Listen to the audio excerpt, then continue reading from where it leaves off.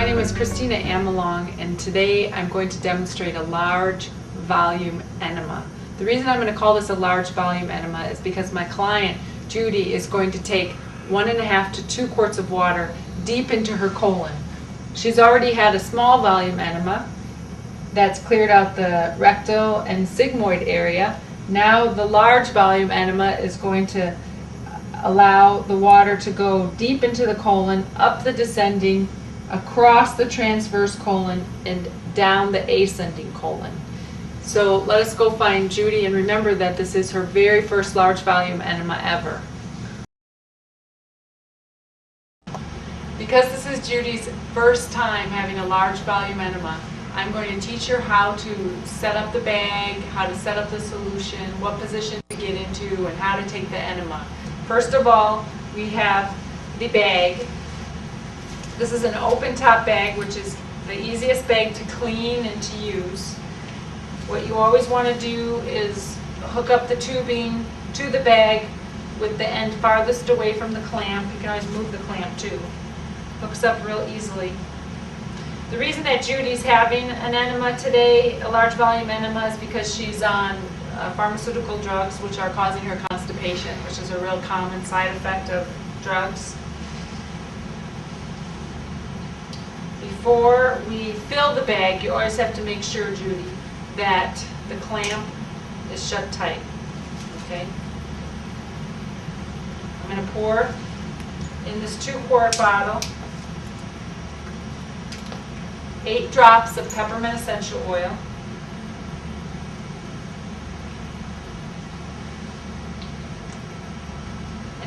and I'm using filtered water through a reverse osmosis system at about 100 degrees.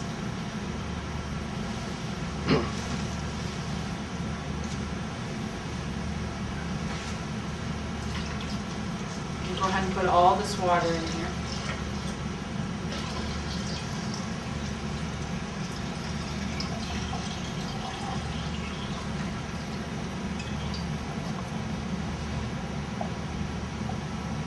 We're going to hook up this enema bag to a chair. You can use a chair, a doorknob, a shower curtain. This is about the right height. You don't want it too high so that the pressure of the enema isn't too great, but again, you can always control that with your flow clamp. Now it's really important that you get all the air out of this hose, so I'm going to open the clamp real quickly and let all the air out of the hose. See that? Okay. Now we're going to put the nozzle on. So I'm going to have you lubricate the nozzle using a super salve, which is very therapeutic to the anal area.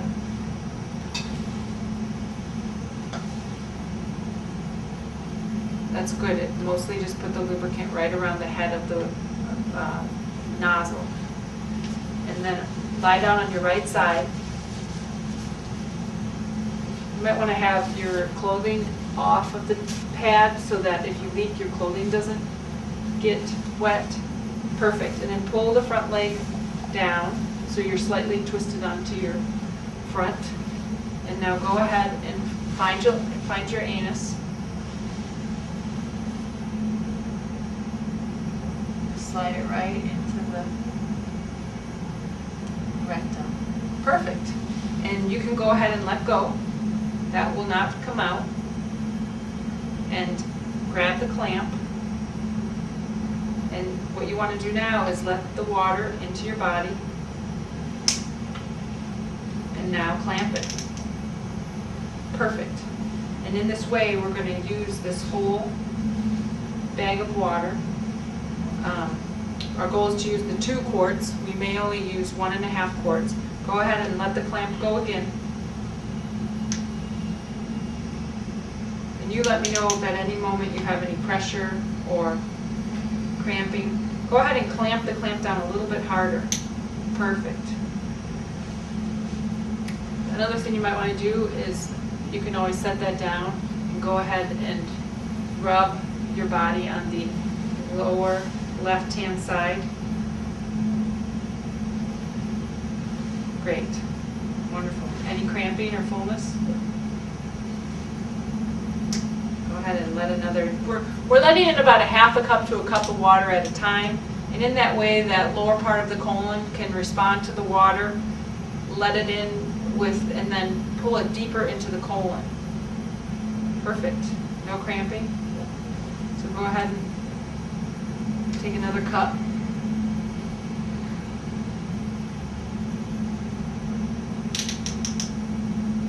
There you go. Another little massage. You can see that the nozzle's not falling out because there's a bulbous end on that flex tip. The extra large flex tip does an even better job. Also, the retention nozzles make it so you never have a problem with the nozzle falling out or leaking. Just putting another cup of water in, this time letting a little bit more. Go ahead and close it up now. This is a snap clamp, white, and works real well, easy to use. We have a ramp clamp that has even better function and easily closing the tubing off. Any fullness or cramping at all? Wonderful. Again, by lying on her right side, she's letting the water go deep into the colon easily. Go ahead and push that down real hard. Great. The height of this enema bag is about perfect. It's just a little bit above her body, as much as a foot. You just want to make sure that the water is allowed to go out of the bag into the body without much backflow. You could have it a little bit higher on your towel rack, for instance, on your shower curtain. Taking an enema on the back in the bathtub is also a great position to allow for the person taking the enema to be fully relaxed.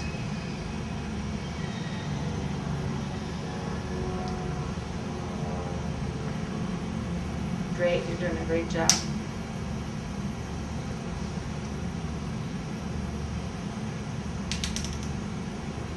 Remember, we did do a cleansing enema, a cleansing bulb syringe enema before this treatment so that she could easily take this 1.5 to 2 quarts of water. That's an important part of this large volume enema, which lets her clean out her entire colon.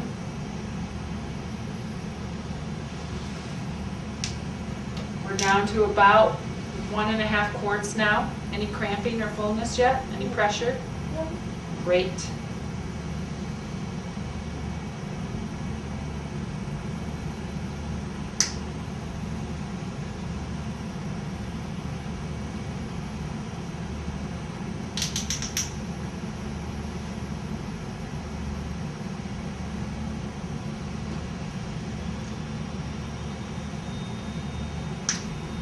I'll just restate that the key to taking the full volume of water is to clamp and unclamp.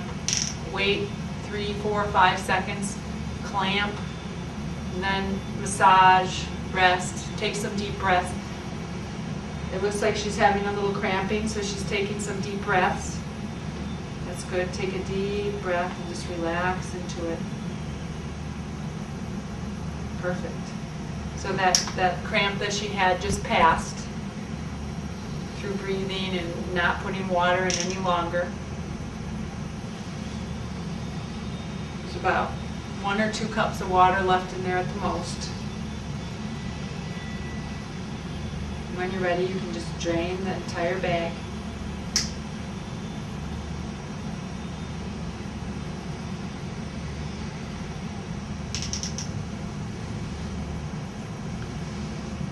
Taking some more deep breaths as there's just a teeny bit of cramping.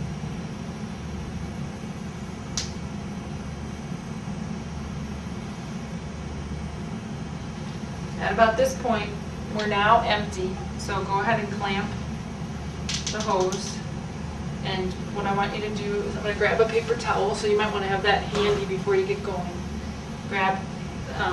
Go ahead and take out the nozzle. And do it as slowly as you need to. Some people find that the nozzle in makes them feel fuller, so they want to take it out right away. Some people leave it in for a while because they're nervous about leaking.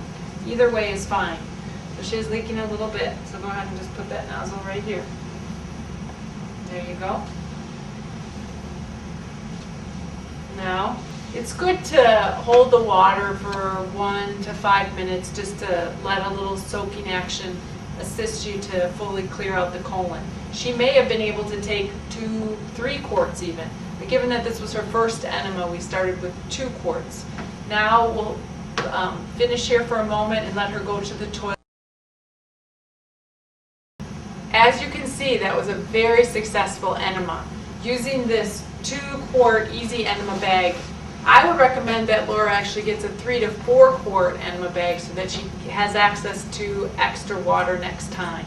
Or she can fill up this bag a second time after she's taken that amount of water, the full 2 quarts.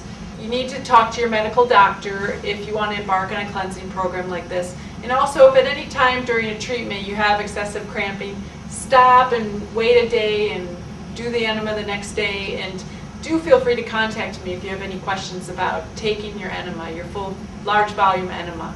Cleaning the bag is important. You want to clean this out with a non-toxic soap and hang it upside down to dry. Clean your nozzle well with soap. And also, I would go ahead and soak your nozzle in grapefruit seed extract for 20-30 minutes after you've cleaned it with soapy water. And then eye it up to make sure that there's no fecal matter within the nozzle. And using a pipe cleaner is a great idea to push out any stool that is lodged in there.